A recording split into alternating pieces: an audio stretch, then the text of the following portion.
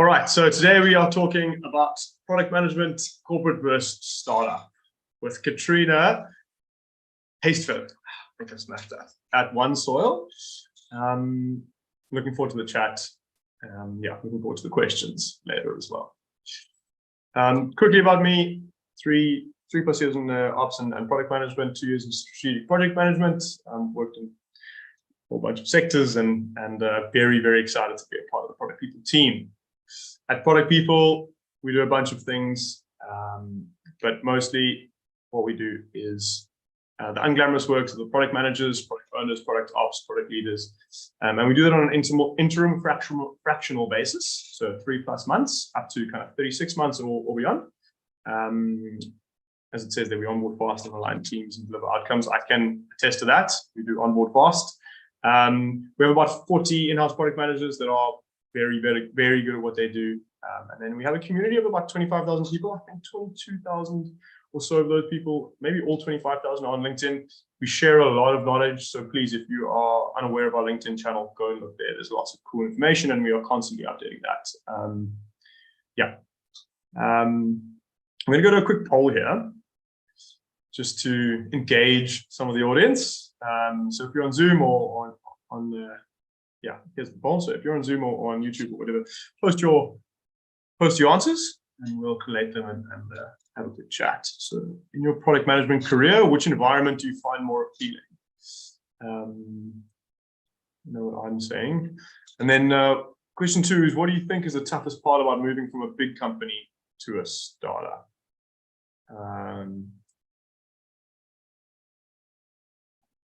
These last 2 are tricky.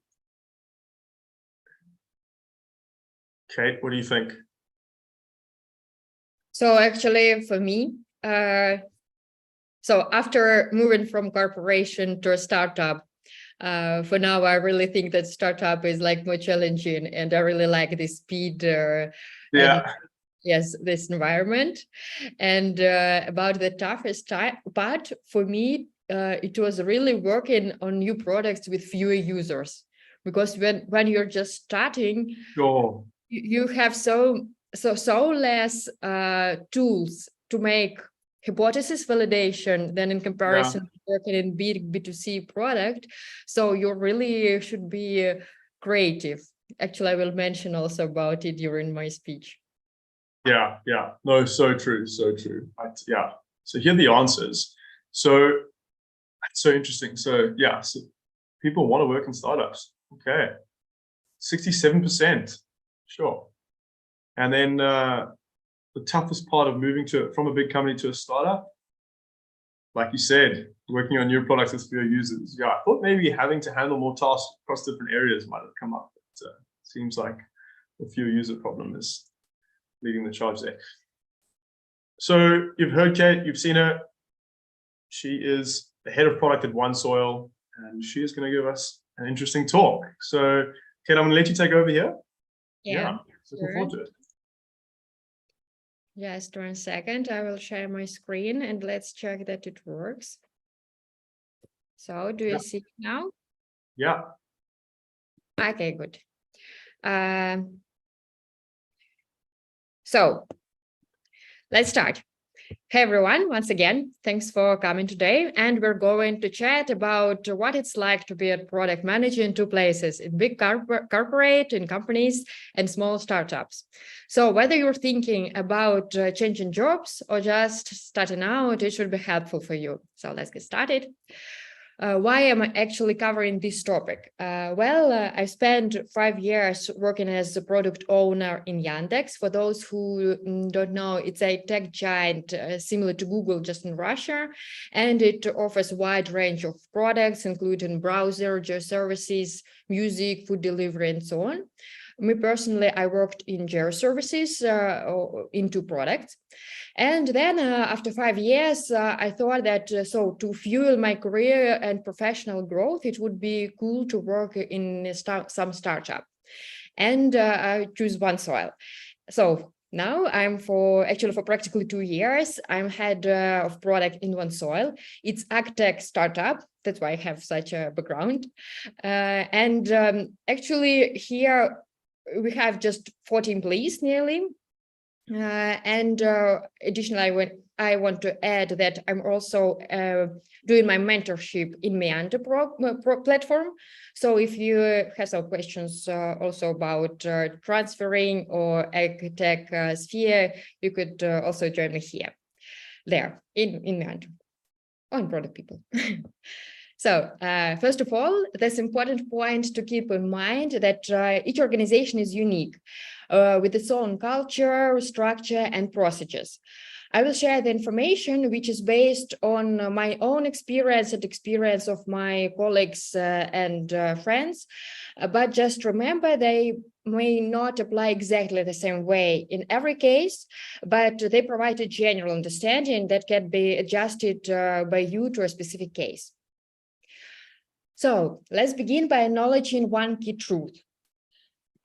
No matter where you're working, big or small, startup or corporate, product management can be quite the roller coaster. It will be challenging anywhere. So with plenty of problems to solve, with tough deadlines, stressful situation, but at the end, with a lot of fun too. So let's speak about the differences. First, and the biggest difference that I personally faced is money. So when you're part of a startup, you've got to stretch every dollar. You might work with a budget which is, let's say like 1/10 or even 1/100th of what corporate has. Not to be unfounded, let's have a look on this analysis provided by OpenView. It shows us the comparison of financial and operational metrics by funding stage. Report combines like over 3,000 respondents aggregated across 6 years. And I'd like to pay your attention on a monthly burn rate and look at the figures of Series A companies and Series D companies. You see that in early stage companies, the company spends from $50,000 to $600,000. On Series D plus, it's already from $1 to $2 million, while the percentage of sales and marketing spend is pretty the same. It's average 30% of the total costs. This budget constraint can crucially shape your strategies, especially when you're doing things like user research and marketing. So let's jump in it.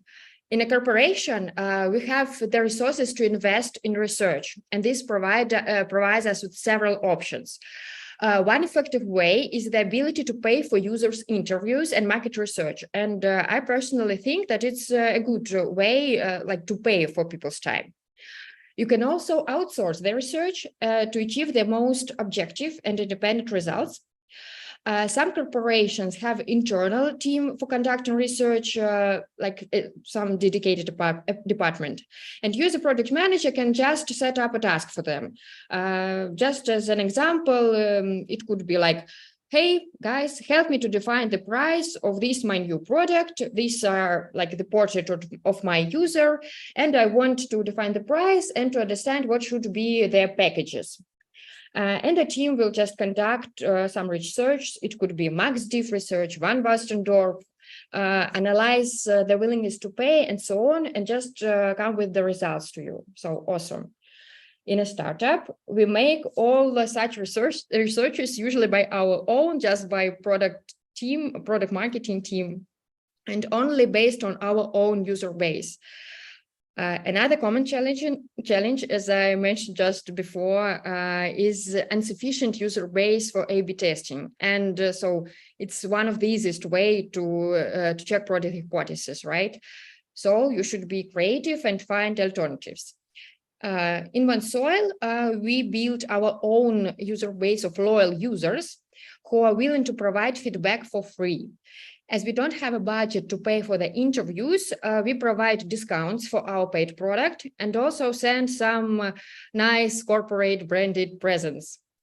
And in both corporates and startups, there are external resources available just in the internet that could be complemented to your own research.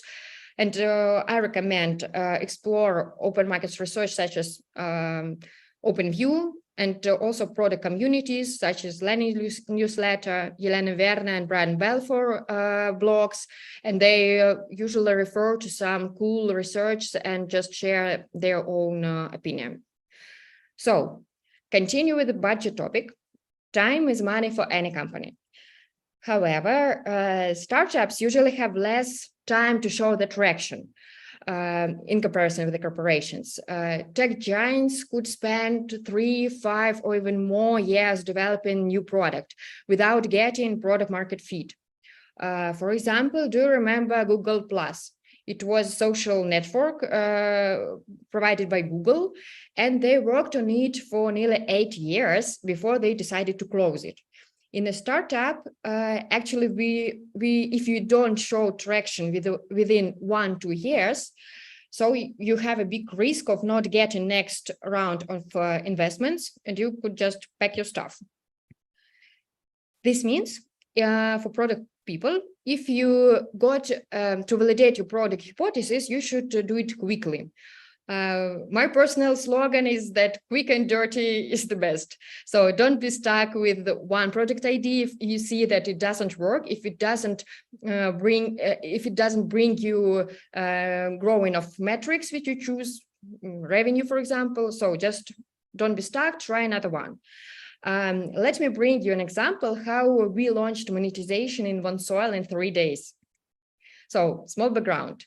Main OneSoil product was a free app for farmers to make fields monitoring.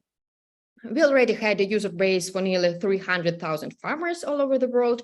And in parallel, we developed a paid product to conduct field trials. So it's similar to A/B testing, but on fields.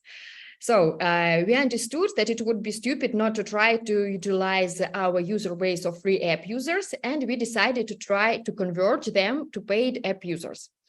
Actually, on your own environment, it could be just a new paid feature in the product which you want to try to monetize.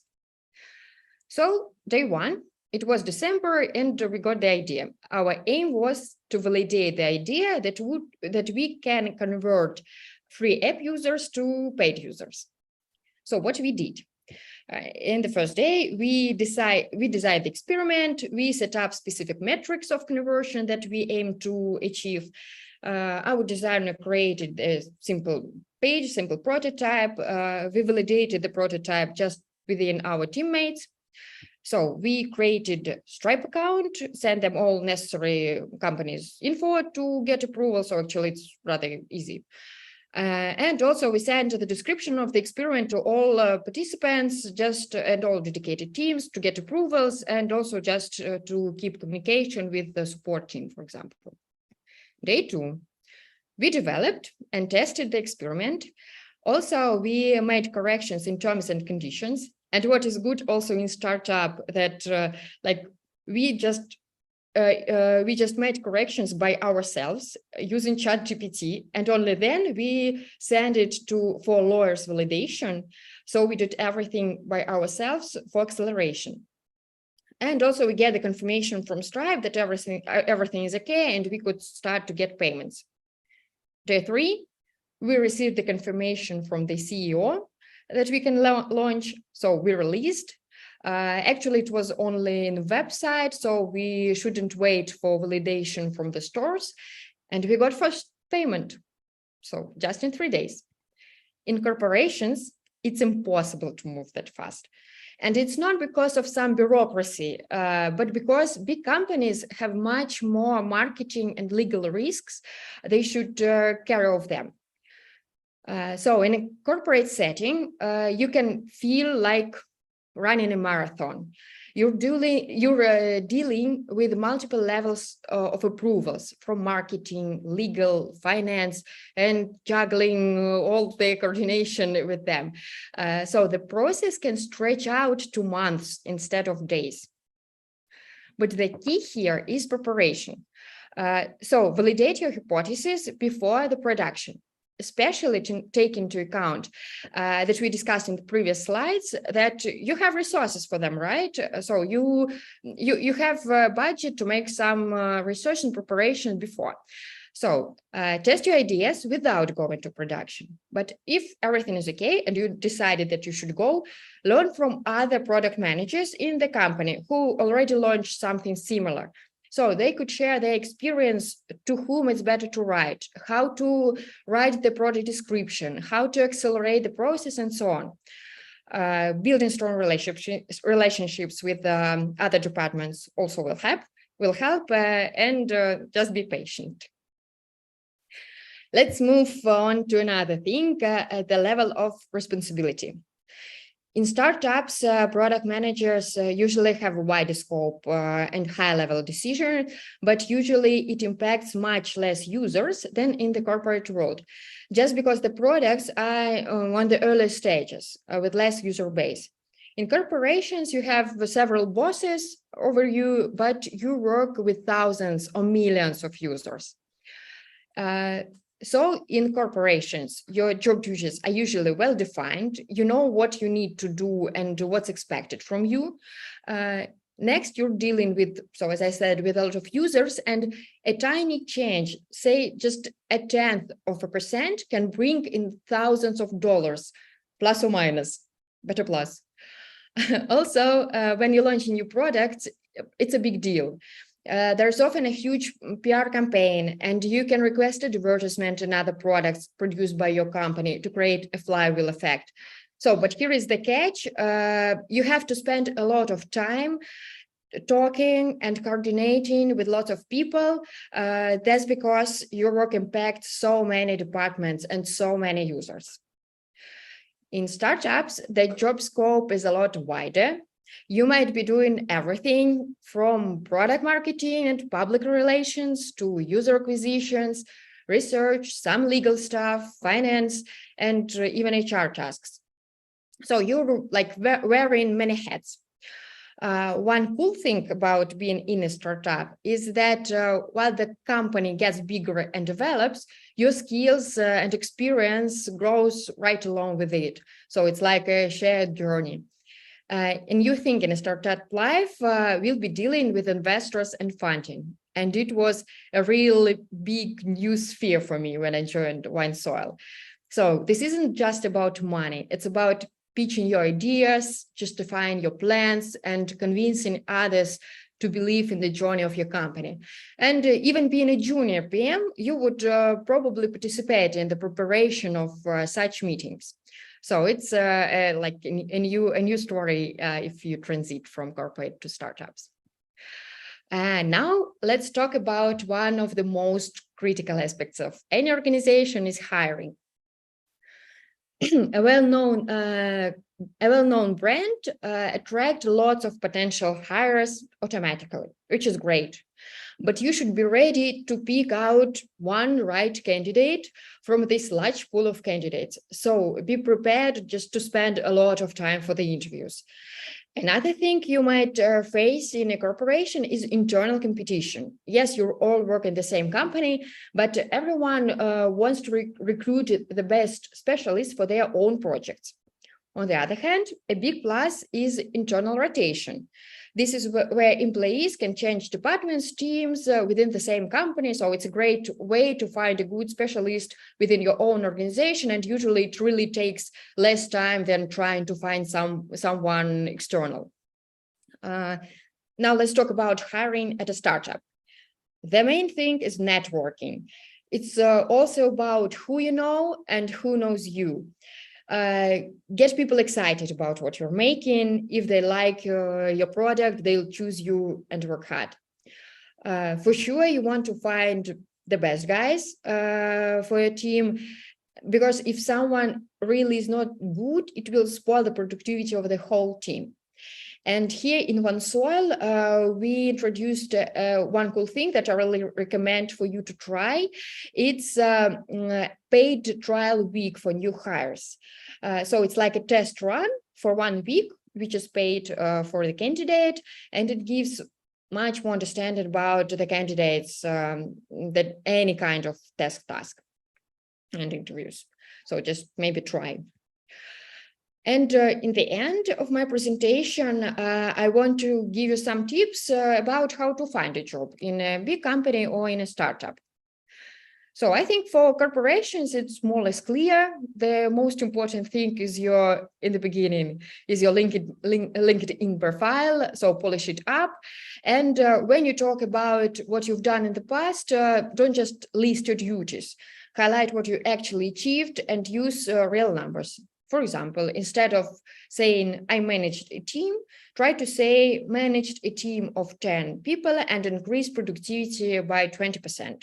And also you can list how you did it. Also, check out the words that company uses in their own job description. Using the same words in your application can help your resume to be noticed by automatic algorithm. And keep it short. They all like busy forks, and a short, punchy application can stand out. And don't just apply through LinkedIn. Check out the company's own websites as well. And here is a little tip. If you know anyone who already works there, or even maybe you don't know this person, but you can see in LinkedIn that you both worked in the same company, don't be shy. Ask them to recommend you, to make the referral, especially taking into account that a lot of corporations have referral paid program. So there is some interest for these guys also to recommend you. So it can really help and accelerate the process. And now let's talk about startups. Sometimes startups don't even publicly post their jobs. Some of them don't have HR or recruiters, so they might just hire friends or colleagues. So if you're interested in a startup, don't be scared to reach out directly to the people in charge. Send them a message and tell them why you're interested in and why you're a good fit. Actually, me personally, I had a really cool girl like this. She wrote to us by herself, and maybe just recruiter won't find her because like her profile was not like so ordinary for such positions, but as she was so interested and we spoke with her, so now she's really brilliant, and I'm really glad that she wrote us. And one last tip: get out there and meet people. Go to industry meetups. So I know that products people also organize nice meetups. I personally visited one in Warsaw, and it was really cool, and I met new people. So go to conferences, go to startup events, and so you never know who you might bump into, and these connections can be super useful in finding a job. So in conclusion, I want to say that you can find interesting projects and opportunities in any environment. Just think what suits you better in the, like right now, based on your current experience and your current desires. And don't be afraid to try something new. So thanks for your attention, and I'm ready to answer your questions. And stop share. Thank you, Kate. That was awesome. Thank you so much. Yeah, come to Product People events, everybody. But thank you so much, Kate. That was really interesting. I'm sure I've got a few questions, and I hope there are some others. Yeah, I'm very interested in your transition. I am going to, while we wait for some questions to come in, share my screen. Okay, so I'm just going to tell you guys quickly while we wait for some questions to come in on all the platforms. If you guys are, sorry, let's go back here. If you guys are on YouTube or Twitch or any of us, the platforms that we're streaming on, just post in the comments there, and we will collate those, and I will send them over to Kate for you. But in the meantime, while we create a bit of buffer time for those to come in, I'm just going to quickly explain to you what Product People actually do besides host epic events. We are actually product managers. We are interim fractional product managers. That's what we do. We cover permanent positions, parental leave, and important urgent initiatives. So anytime where there's a gap in your team and you don't need to fill it, or you don't want to fill it immediately. So if you need to find the right person, we'll come in and cover that. Or if someone's coming back, we'll come in and cover that. Or short stints for a new product, or a new delivery deadline, we can cover that. We do coaching and consulting we have, like I said before, incredible talent in the business, and they are fantastic coaches and consultants. We do a lot of MVP things and sort of internal or impactful initiatives on like sort of product markets and user research and things for product discovery. Product discovery is something we're really good at. I can explain. We have a few people in our team that are actually giving their own talks on product discovery, it's been a good learning curve in that environment for me as well, actually. What we're not doing, we're not recruiters, we're not freelance marketplace, and we're not a development design agency. Pretty straightforward. I don't need to go more into that. I don't think what we can do is put you in touch with people that do that very well, but that's not our primary job. Some of the companies we've worked with here are, as you can see in the B2C side, Freenow, Tier, Zalando, Cosia, Blinkist, Douglas, Backmarket, Freeletics. There's huge names there. Then our B2B side, Utopia, Pliant, World Health Organization, Remote.com. So some really big companies there. It's very exciting. Some of our nice things people have said about us. I think I'll read that, so we can just move forward. Some of our stats. So we've worked with 70 plus clients in Series A to publicly listed companies across 200 cross-functional teams. It's pretty crazy actually to think about that. As I said in the beginning, we have 40 product managers, around 40 product managers and product leaders. We can pretty much do anything in the product space. We can do anything in the product space, sorry. We have 66% women in our leadership team, which is great. This is our team, or some of our team. Good looking folk, hey? Look at them. We're still hiring. If you want to be on that board there in the previous slide. We've got senior product management consultant space open, and then growth and associate product management consultants. 2 of those are still open. Go to our website and apply through that. Or if you see it on LinkedIn. But as Kate said, go to the website.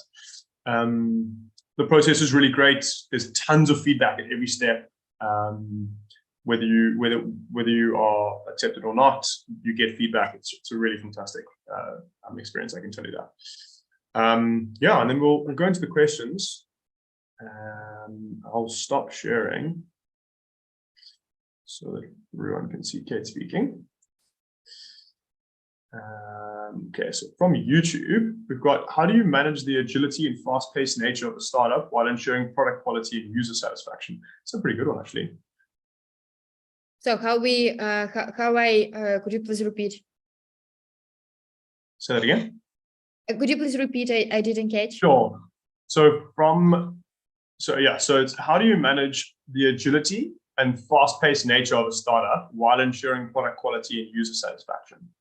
Yeah. Okay. Yeah. Really good question. Yeah. Actually, one good thing is that when you just start, you have not so many users, so it's easier to cover each of them. Even when we started our new paid product, we knew our user by names, and we checked their accounts and what's happening on their fields just personally with our agronomes, just to be sure that we do the right things in the system.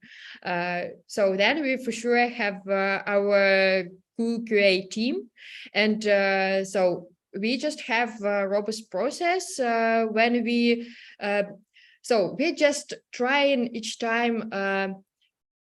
So we're taking risks sometime if we want to tweak some product hypothesis fast, but we just add some additional manual checking, so to be sure that everything is okay, because in the agriculture it's really risky. It's because if you make something wrong with the field, it can impact all your yield. So that's why we are so responsible for it, and we really manually check in the early stage, just because we can afford it to do.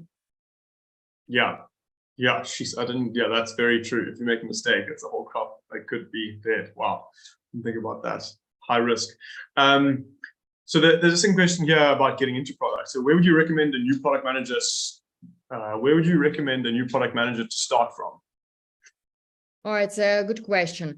Actually, I think there are good things in both environments, but maybe one good thing about corporation is that there you could find many product managers, your colleagues, yes, so in different products, and you just maybe can see more models of like behavior and experience and just more skills around you, and you can just pick up what fits you most.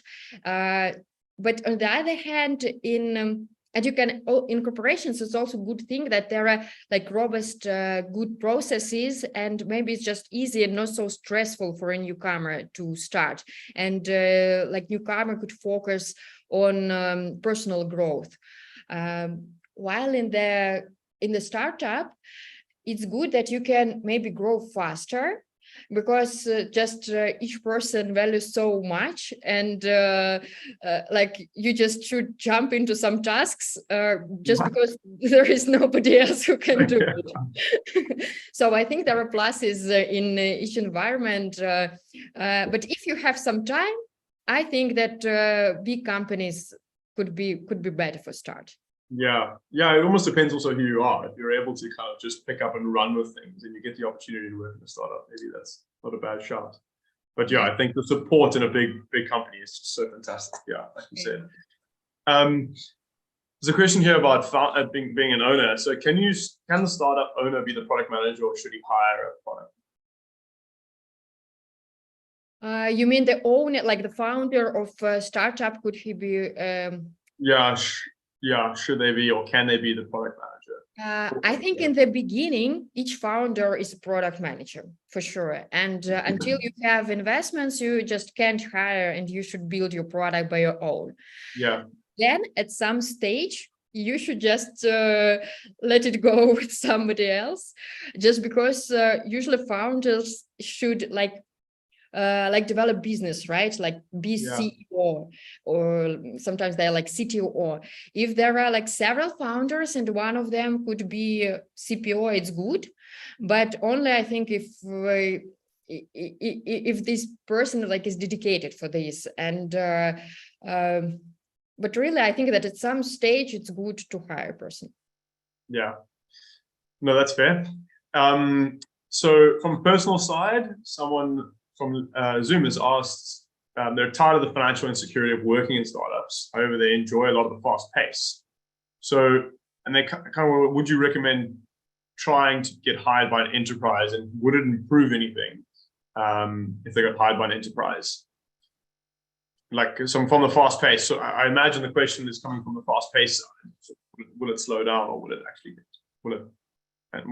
be more enjoyable working in that enterprise side of things? Going from startup to enterprise. Yes. Mm-hmm. You know, what is good in enterprise is that if we are talking about working with big data, for example, big companies really have budgets to just to have a lot of servers and a lot of machinery just to work with this big data. If startup still has not so many investments and just can't invest in a lot of servers, sometimes there are just technical orders, yes, for you to launch something. So if you want to work with some heavy algorithm with machine learning, maybe it's cool to join some new project in a corporation, because just they have more resources. What else? So some corporations really launch new products and new projects in new markets. And just if you are struggling about these budget things all the time, maybe you could just jump there. And sometimes it's cool to have this, ability just to make advertising, big PR campaign, and there are also cool things about big companies. Yeah, I'm sure. There's there's another one here. In your experience, how does the decision-making process differ between startups and big enterprises when it comes to product development and feature prioritization?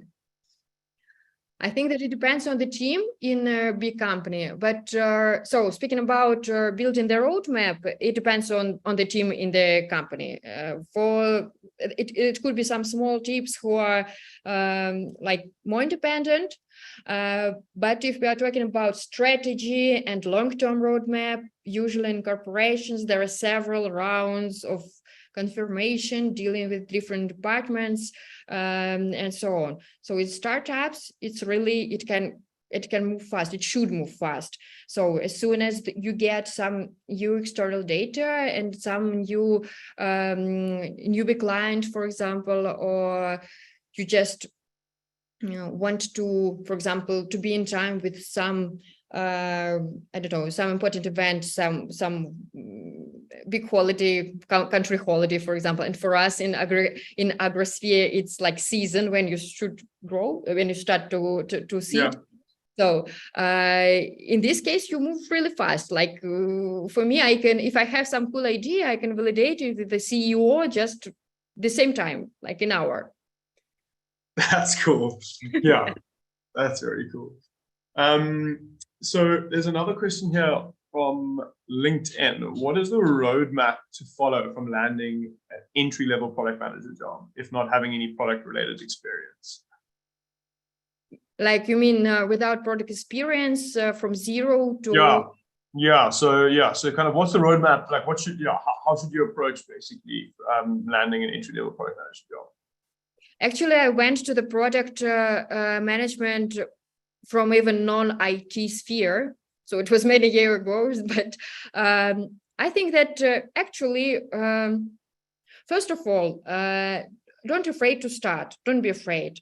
Like if you're smart enough and you just know how to communicate with people, if you don't afraid to ask questions and not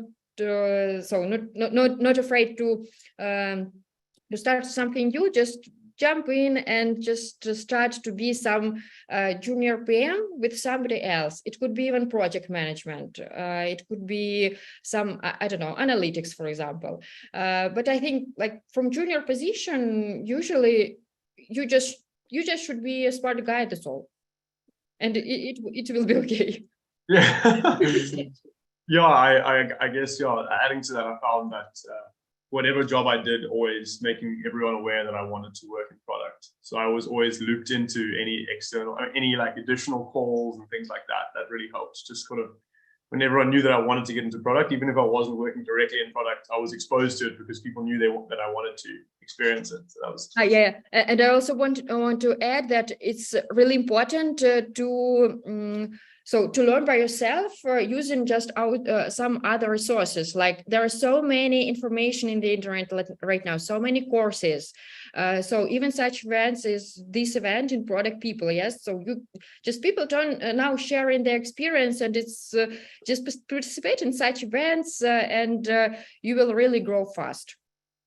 Yeah, totally. You're totally right. There's a question here about hierarchies in corporations. So can you share some strategies you use to navigate hierarchies and processes in corporations and effectively communicate your product vision? Mm-hmm. Actually, it's really, it depends on the company, because, for example, in some companies, I know that there are a dedicated process when everyone can attend some meeting and to spend, I don't know, 15 minutes to share his or her own vision. So specifically in my case, it was usually about, it was on one side, it's about informal communication. So when you just communicate with people during a cup of coffee, for example, so that you can just share some thoughts and just build some relationships with the people who are like bosses over you. On the other hand, what is good in companies that they usually provide some structural approach how how you should build the process inside your team to be heard by others. So just like on one hand, follow the procedures. On the other hand, try to build some informal communication, just catch up with people during a cup of coffee. Yeah, internal networking. Yeah, right. So we're going to go, this is the last question we're going to go, but it's basic. So they've asked, as a product manager, how do you balance the need for innovation and risk taking in a startup environment while ensuring the product's long-term sustainability and growth? Mm-hmm. I would say that, so first of all, I try to find some skilled and experienced persons around, for example, even our investors with whom I can discuss our strategy and ideas. And we try to validate our tactics and strategies with them, because like the experience, they've seen a lot of startups and it's good to have them as advisors.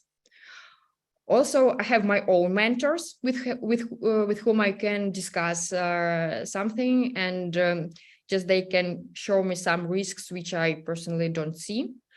So on the other hand, just so product management is all about checking product hypotheses.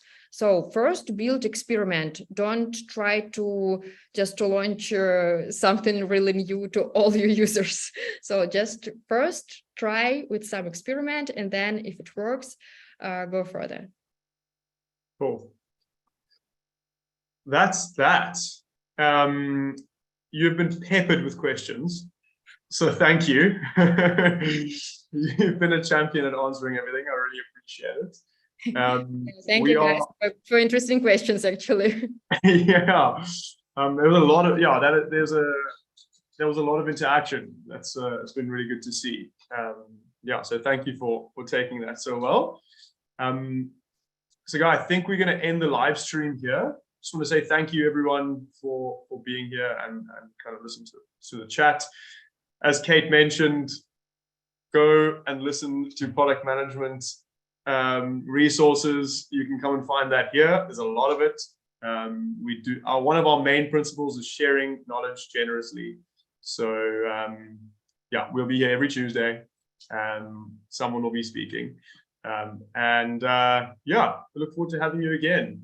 Kate, thank you so much. And yeah, I think we're going to end the live stream. Thank you very much, everybody. Thank you.